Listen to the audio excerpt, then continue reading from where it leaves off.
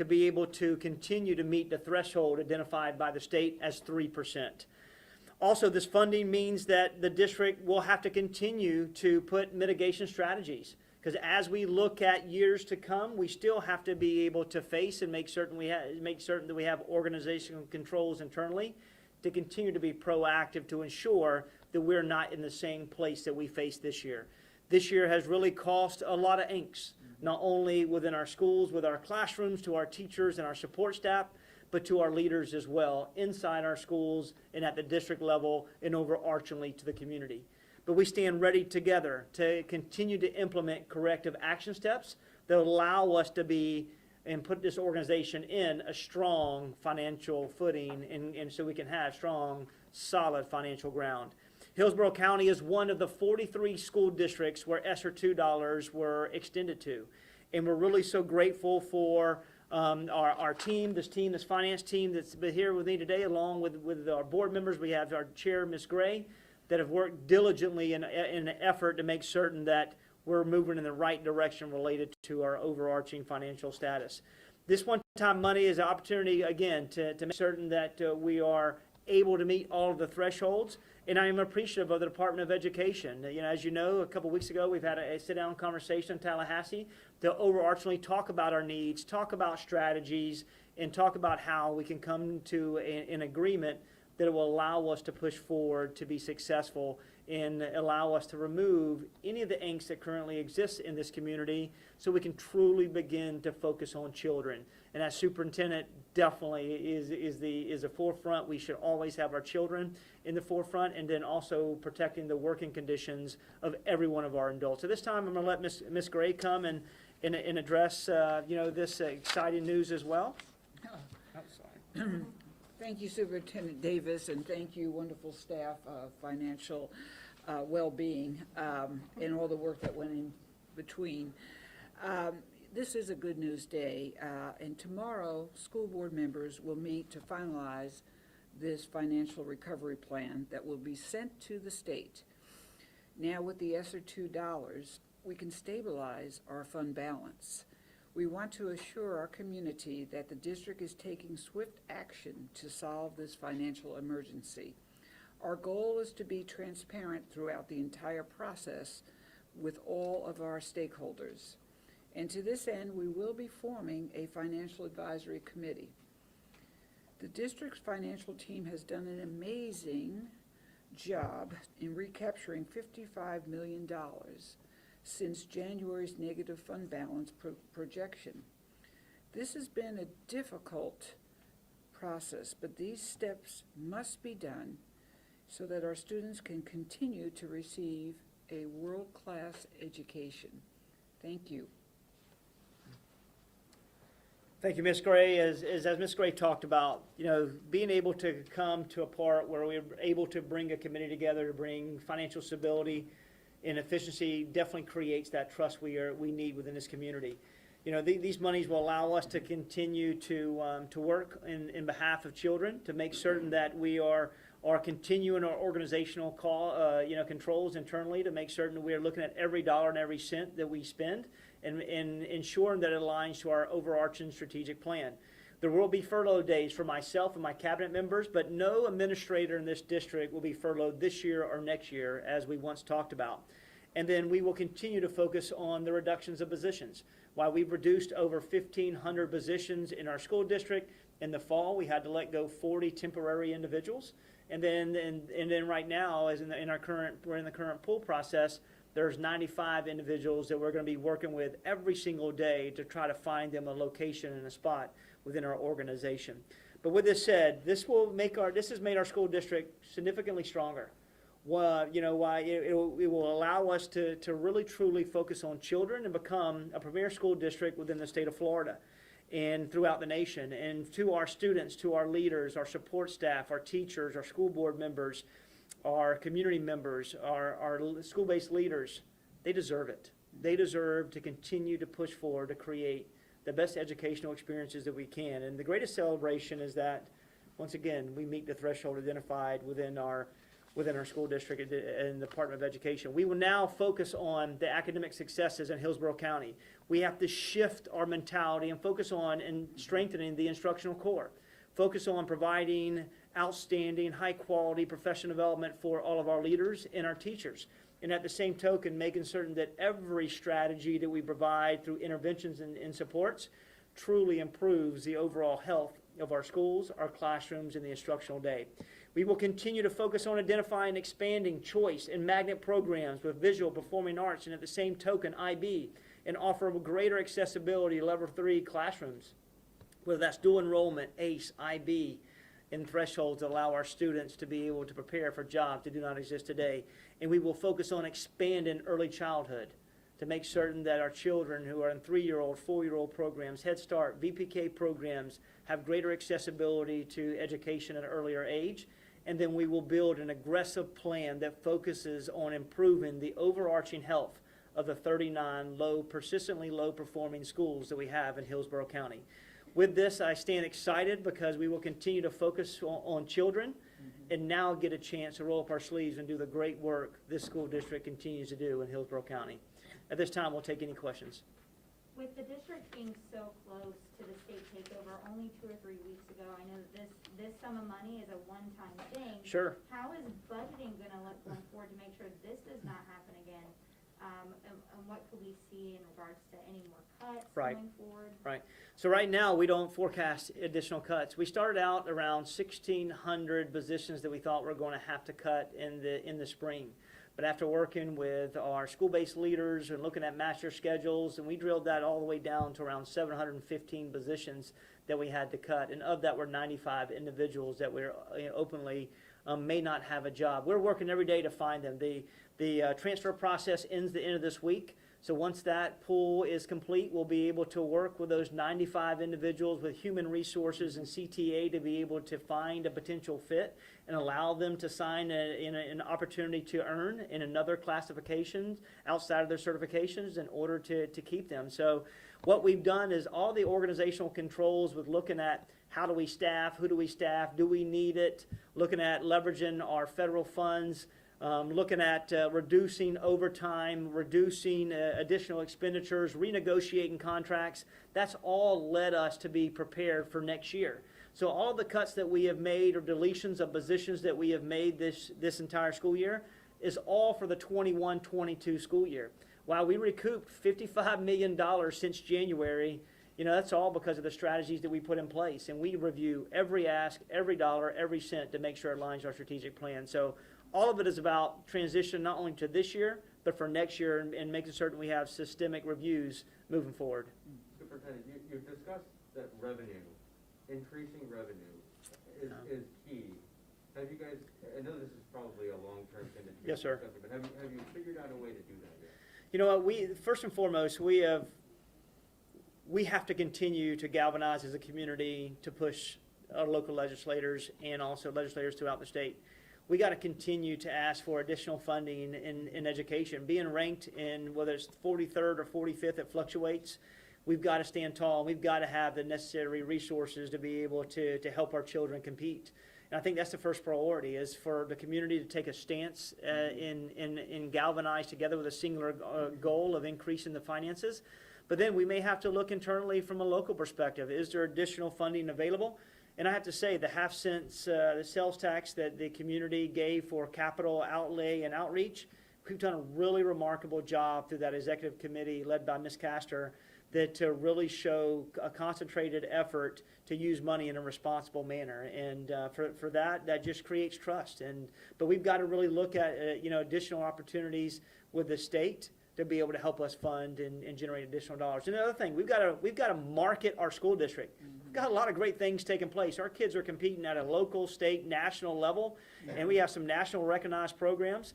How do we create, and implement a marketing plan that signifies that we are the right choice in Hillsborough County? District managed schools is a place where neighborhood students, choice programs, magnet programs, where children can come and be pushed intellectually, but at the same time have a great opportunity to be involved in comprehensive setting. And if I'm not mistaken, that's $101 million of that ESSER money. There's still at least more than 100 left in there, that's not up to Yes, 400 or you want to speak 500. to that? Oh. Go ahead. Where do we stand with the rest of it, I guess is my question. Yeah, Aaron, and I'm so glad you asked. So it's divided into some categories. And you have the district portion is 86 million, I'm kind of rounding. And the charter portion is 14.5 million. So there's three areas of distribution, if you will. The students that were missing, and we lost money because we couldn't find them. To that end, we have, the district part is 7 million to have our resources utilized to find these missing children. And we're having to hire some agencies to help with this.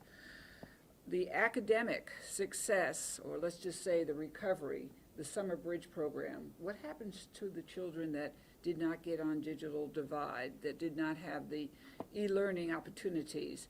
So to this end, 37 million will be spent on catching these children up in literacy, numeracy, mental health, and other areas. And last, this will be the third category, is technology. I mean, I think we all know that we have a lot to do to catch up. So we're going to be purchasing more hardware, more technology, equipment, and to better our resources. And to this end, we will have approximately 9 million. So you can see there's partial allotments that will be committed in those areas.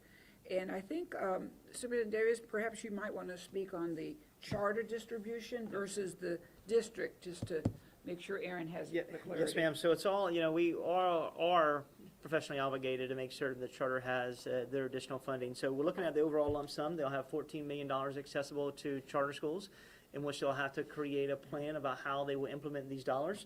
And at the same token, they'll have a balance remaining. They'll have to have a plan related to how they will serve children during the COVID for acceleration. And then they will have $1.2 million in non-enrollment for students to go out to identify those individuals who they could not find, to be able to connect with agencies. Academic acceleration, there'll be $6.2 million going to charter school, and then technology, 1.5. So overall, archingly, charter schools will get around $31 million. And then Hillsborough County district managed schools will get around $187 million. Why did it take so long for the state to release this money? So that's a good question. From our side of it, and it's not the Department of Education that, they're just a pass-through with this process. So, legislators had the availability to hold these dollars, and so with that, they wanted to finish the budget for the following year for 21-22.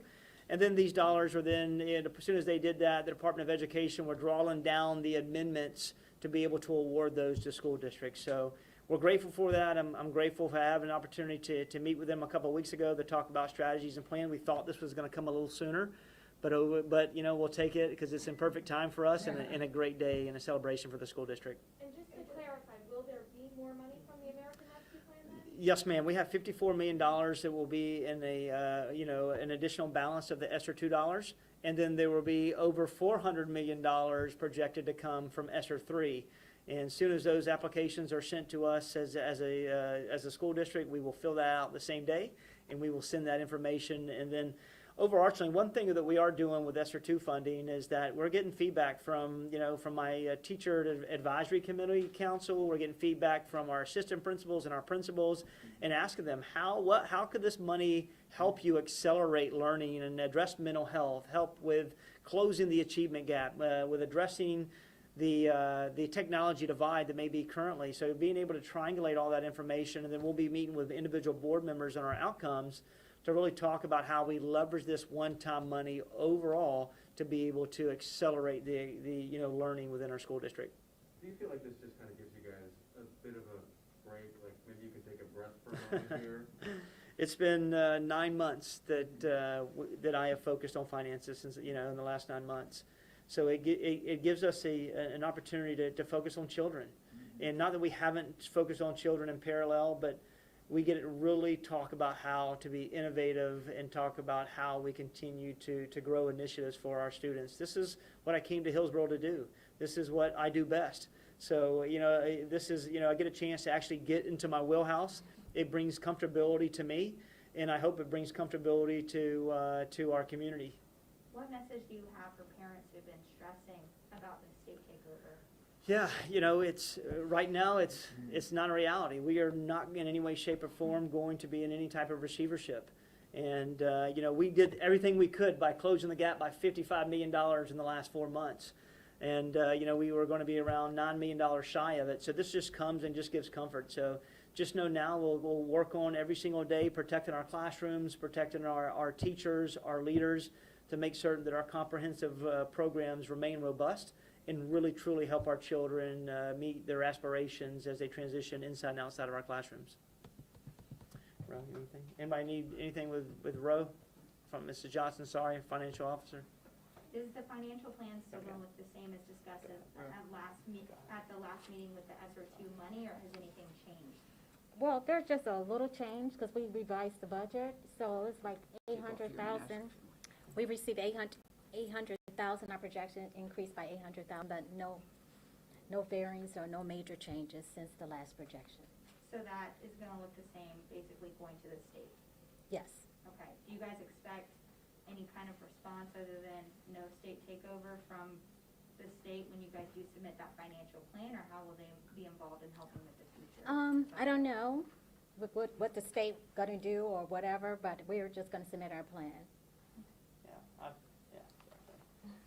So I've had a conversation with the state, and they are excited to be able to release this money, because one thing they don't want to do is be engaged in a receivership. They have so much to do, implementing legislation, implementing curriculum, providing professional development, trying to duplicate best practices, and being able to draw down different amendments for different categoricals financially.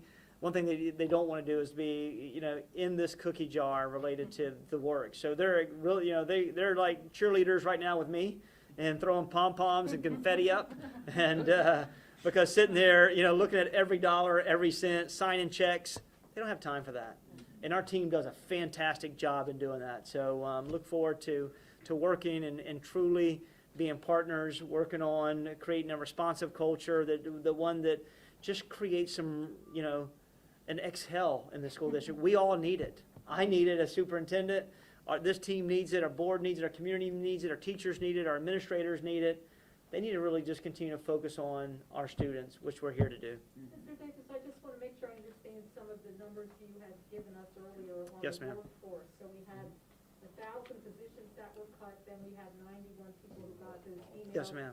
But with people moving and transferring and Yes, going ma'am. through the pool, so this would be, is it 95 people? Yes, who are ma'am. now possibly without a job? Yes, ma'am. And you're working with them to see? Absolutely. Okay. So out of the 1,500 plus positions that we had to eliminate, 95 is the number of individuals due to their certification that we projected that we may not need for the 21-22 school year. With that said, we couldn't commit to them because we didn't have any additional allocations of funding at that particular time. And at the same token, we wanted to see how the transfer process and attrition took place.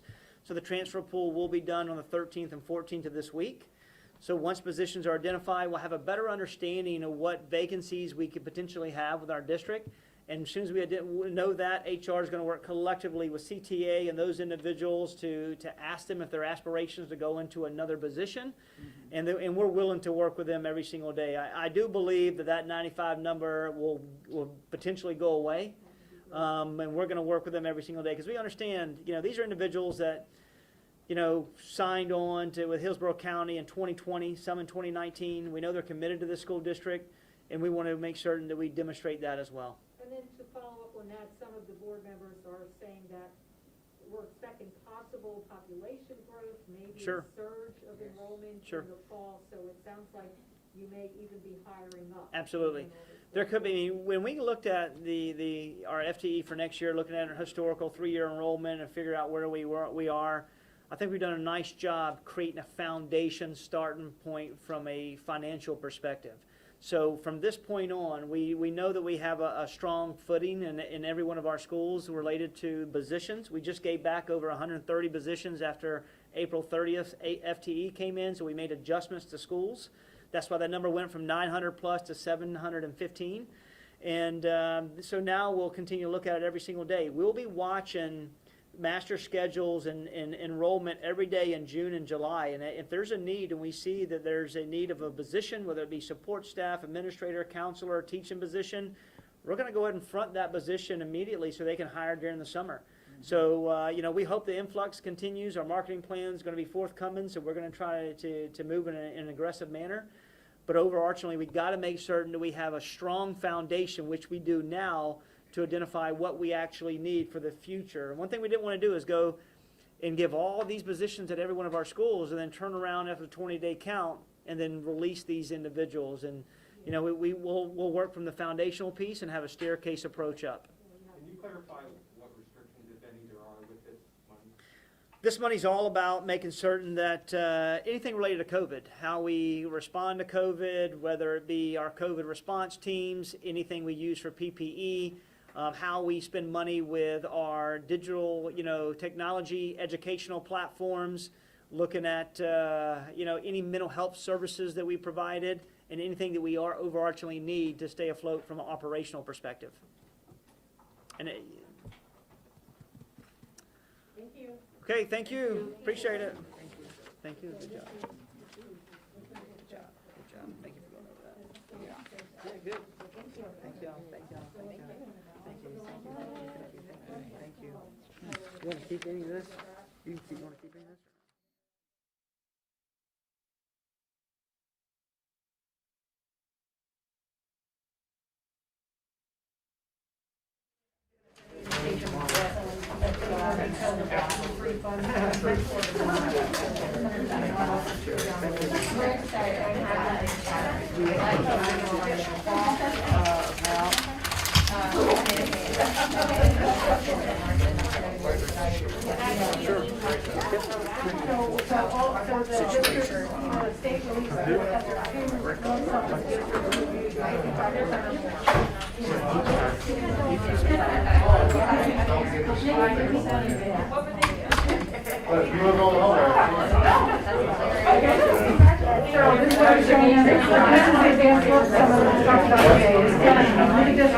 This is what stays with us, and that's what goes to charters.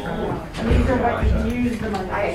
And then we're still expecting $54 million in a lump sum, but that just will come to us, not to the charters. And then they also have 3 different budgets. In addition to that, we've got